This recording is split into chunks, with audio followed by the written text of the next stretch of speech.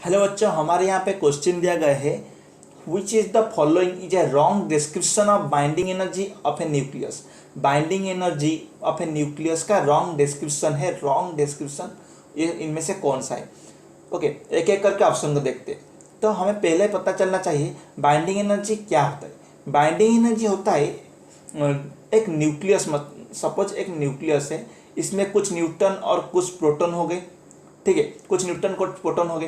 तो इससे ब्रेक करने के लिए जो एनर्जी प्रोवाइड करना पड़ता है, जो एनर्जी प्रोवाइड करना पड़ता है ये न्यूट्रॉन और ये कुछ प्रोटॉन को ब्रेक करने के लिए, अलग अलग करने के लिए, ये हमारा बाइंडिंग एनर्जी है। ठीक है, और एक डेफिनेशन भी है कि इससे जोड़ने में जो एनर्जी का लॉस होता है, ये दोनों को हम जोड़ने पे जहाँ एनर्जी का लॉस होता है वो हमारा बाइंडिंग एनर्जी है। ओके, यहाँ पे पहला ऑप्शन देखते हैं। It is the energy required to break a nucleus into its constituent nucleus. तो हमने बोला था ये जो energy required to break its nucleus into constituent nucleus, ये हमारा आंसर सही हो जाएगा। ए हमारा सही है। It is the energy made available when free nucleus combine to form the nucleus. ये जो एनर्जी अवेलेबल होता है जब फ्री न्यूक्लियस ये कॉम्बाइन होते हैं क्या, टोटल न्यूक्लियस बनाने के लिए। तो ये भी हमारा सही आंसर हो जाएगा।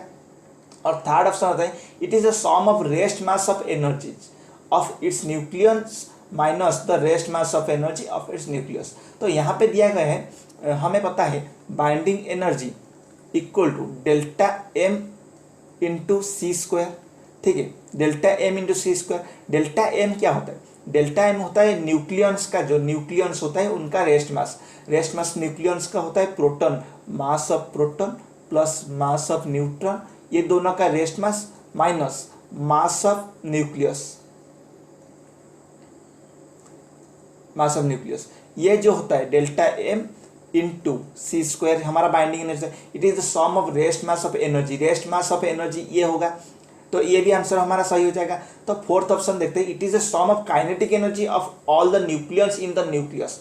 काइनेटिक एनर्जी, जो इसमें काइनेटिक एनर्जी का कोई बात ही नहीं होता है। ठीक है, बाइंडिंग एनर्जी काइनेटिक एनर्जी से संपूर्ण डिफरेंट होता है, इसलिए ये न्यूक्लियस का काइनेटिक एनर्जी में कोई भी योगदान नहीं करता है, इसलिए ये आंसर हमारा रॉन्ग हो जाएगा। हमें पूछा गया है रॉन्ग डिस्क्रिप्शन। रॉन्ग डिस्क्रिप्शन मतलब ऑप्शन डी हो जाएगा हमारा आंसर, सही आंसर होगा एक्चुअली। ठीक है, अगर हाईलाइट कर ले तो ये आंसर हमारा रॉन्ग हो जाएगा। आई होप आपको ये क्वेश्चन का आंसर समझ में आ गया होगा। Thank you.